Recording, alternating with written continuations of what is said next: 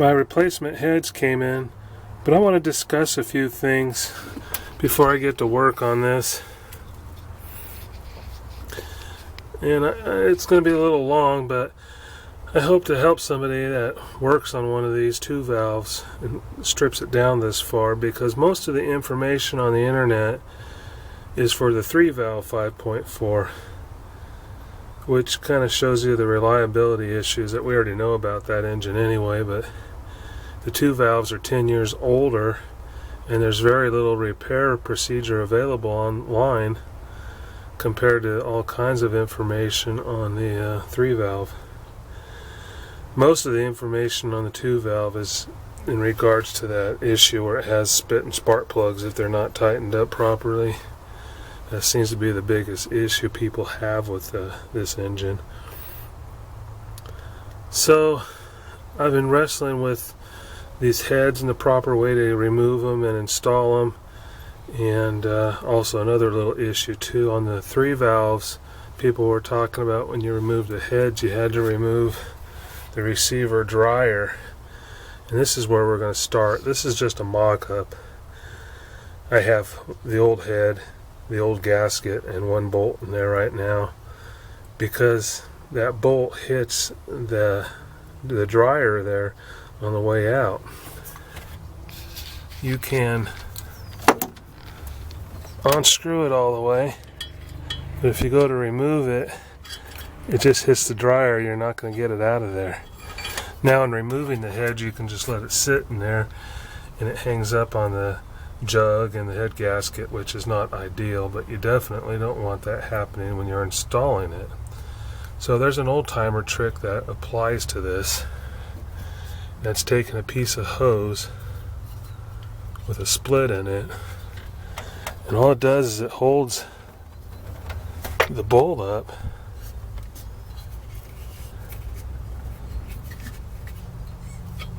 in the hole of the head, so it's not going to drop down and snag the head gasket or drop down into the jug and snag the head and wrestle you on the way out. So now the head's ready to come out without any obstruction back there. Let me get my tripod.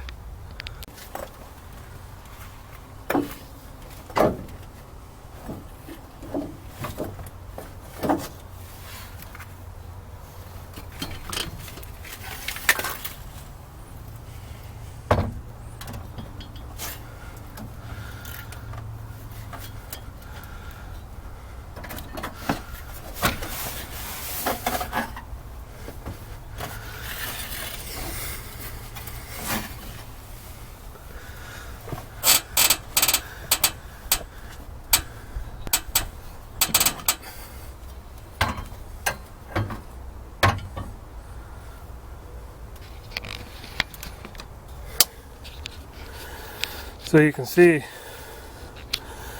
that lifted out of there without any issue. And this is the only bolt that'll give you that problem. The rest of them come out on their own. But this one here will hit the bottom or the side of the receiver. And you could pull that out like other people have done, but you have to evacuate the AC to do that. Obviously you want to avoid that if possible. So that's all there is to it. So the bolt doesn't stick out, and it still gives you a couple inches up here for clearance, and you're good to go. Nothing like that is needed for the driver's side. All of those bolts came out clear. This is the one gotcha.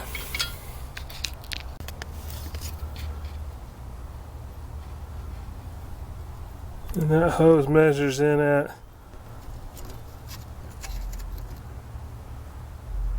4 9/16 in length.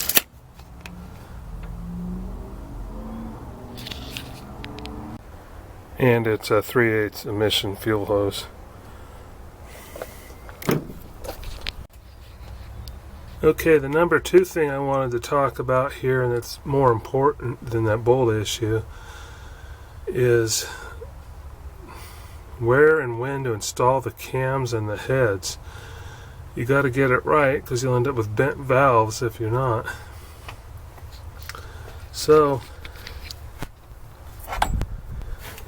when you're doing your timing, this tool goes on here like I showed earlier, and what that does is it makes sure that your number 1 piston is at top dead center. At the same time, it's not related to timing, but it's just something to note. The number 6 piston is at top dead center too. The rest of them are way below deck, so there's no worries about your valves there. So you're just worried about 1 and 6. And as I'd mentioned before, when I disassembled this, when I had the camshaft lock tool on there, I couldn't get to the bolts on the head beneath the cam lock tool. So I ended up removing the cams so I could get to those other bolts. And I suppose it could be reassembled the same way. Put the heads on and then put all your valve train back together, the rollers and the lifters, and then put the camshaft back in. But what we really need to observe is just making sure the valves are closed on these 2 pistons when we put them on, and they will remain closed when we go to clock the cams to the proper degrees so we can put our timing chain in, because if we have to make like a full revolution, it's going to smash the valves into your pistons and you're screwed. So this is what I observed, and I'm pretty confident we'll be okay with it. So let me grab a head and I will show you. Okay, so this is one of the new heads, and the cam assembly is still installed on it, and I want to show you a couple things. You know, the main concern was when you didn't have the tool on is that the cam could so violently spin that the valves could open up and smash into a piston.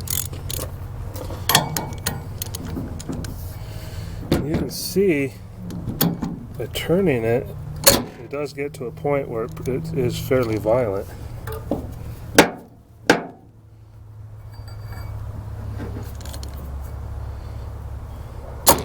And so the tool is going to keep it from letting loose like that. But here's what's important.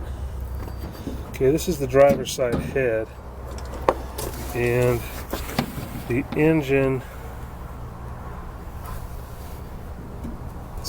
is on an angle, so it's like that. And the driver's side head is clocked at 12 degrees, or 12 o'clock. So this timing mark needs to be kind of up here where this boss is. That boss is not a timing mark, that's for a cam sensor. So that needs to end up here.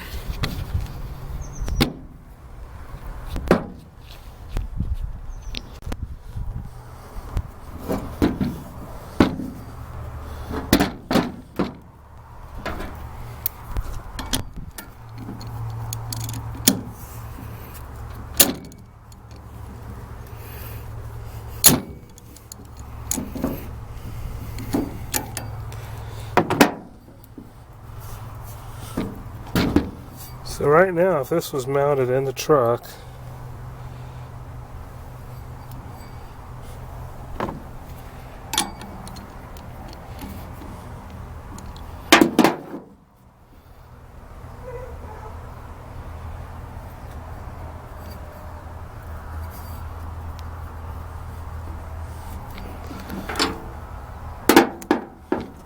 we got exhaust valve on number 5 and the intake on number 6 open. And remember, number 6 we can't have open.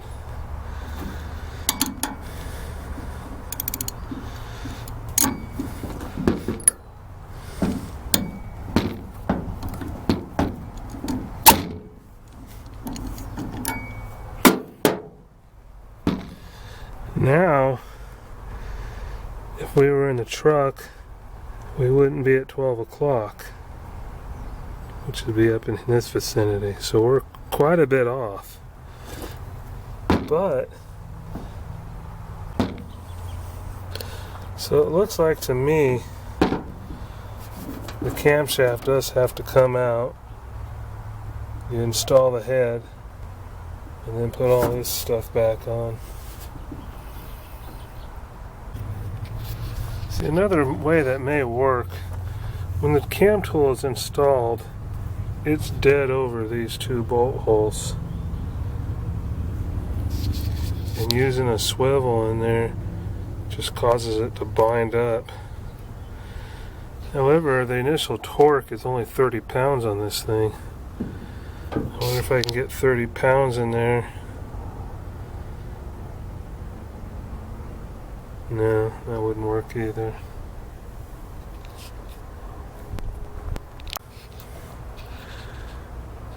What I was trying to do is see if we got the camshaft in the closest detent that we need, if the valves on that number 6 piston would be closed, and we could install the head, put the tool on, and then clock it more precisely. But it's not looking like it. It's just each detent, this detent has a valve open, and you go another revolution and that detent has the valve open.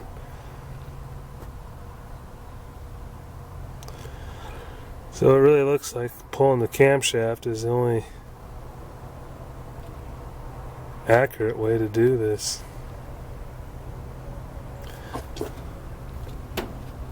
The book claims you can pull the head off with the tool in place on the camshaft, but that's a Haynes manual, not a Ford service manual.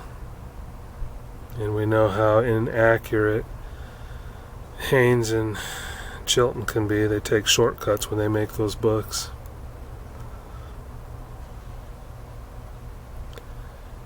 Yeah, I'll research it some more and think about it some more, but it's really looking like the cam has to come off.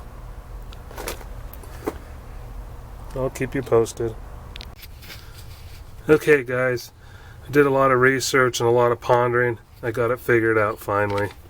It's not such a big mystery after all once you think about it.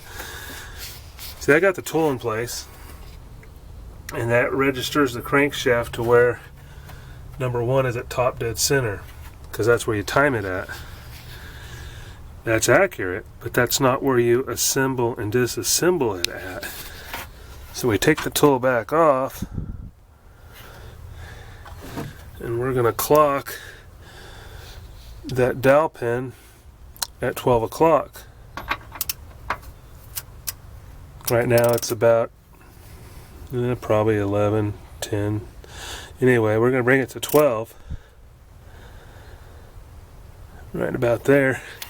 Now look, every piston is way below deck.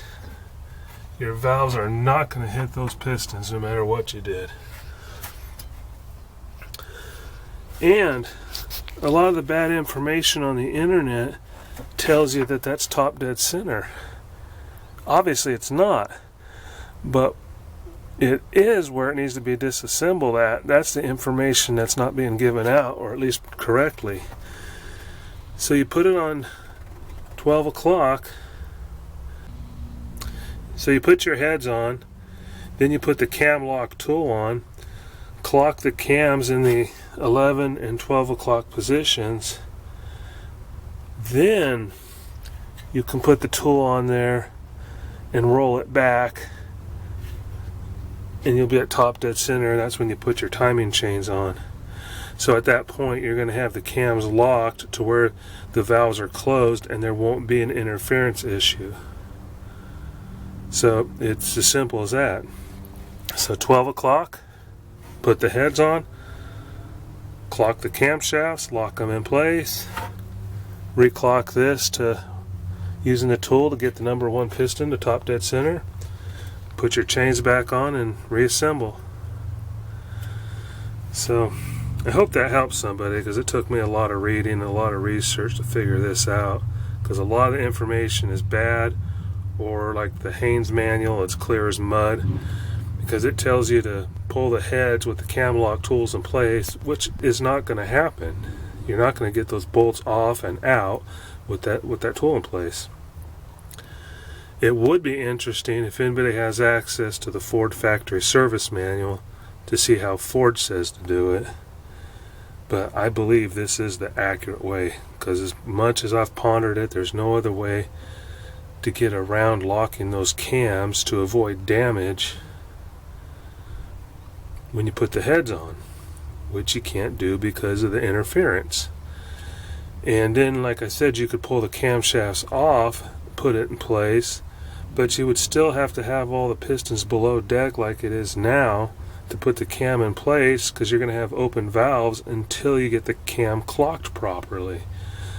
So you're not going to be accomplishing anything by pulling the cam off. You're still going to have to do this exact same procedure. So I'll probably leave some of my musings and wanderings on prior to this, just to show you my thought process. But I'm 99% sure this is going to solve my problem. There's not going to be any interference at this point. So I just need to clean my replacement heads, and start reassembling. Again, I know it's been a lot of talking, but I hope that helps somebody, because there's just very little information out there, very little accurate information on doing the heads on the 2-valve. Okay, it's been some time since I shot that last footage, and since then I've got the heads installed, and I have the cams locked in at the 11 and 12 o'clock position. So you can see what that's doing is the lobes for the number 1 cylinder, they're off of the rollers, so those valves are closed. When we bring that crank up to top dead center, we need those valves closed. Number 6 is just along for the ride, because it's in the same position. The lobes are up, because that piston also will be at top dead center. But number 1 is what we're really after. Now, since I have taken that other footage, I also purchased a digital copy of the factory service manual, and it's no help at all as far as the head removal goes, because as a start it says to remove the engine from the truck. Well, I'm well past that, but the timing section confirms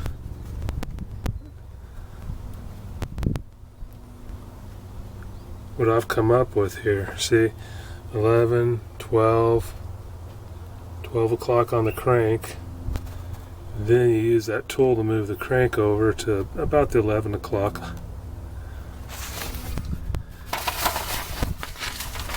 So that's this tool here.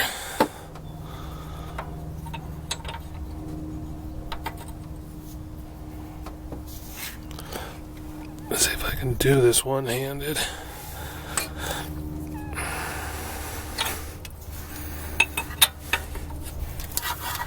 You just go counterclockwise until it fits over that stud there.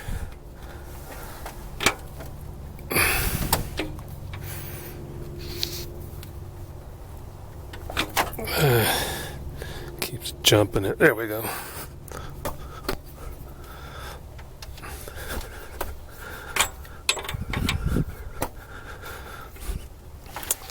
Alright, so now we're at top dead center. And that means at this point I'm ready to put my timing set back on. Now that tool isn't absolutely necessary. The cam lock tools are. You're going to need those to lock these in place, otherwise the spring tension is going to spin on you. That bottom tool, if you don't have that,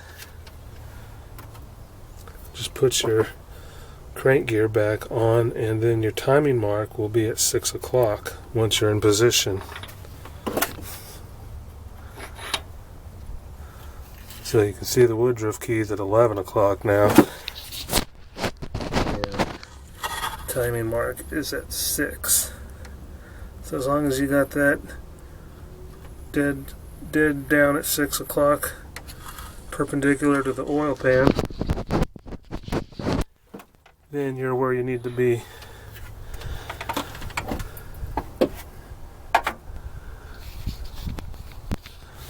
So I know there's a lot of talking in this particular video, but I'm trying to help somebody out that may be running into the same situation, because once it's summarized, it doesn't look so bad.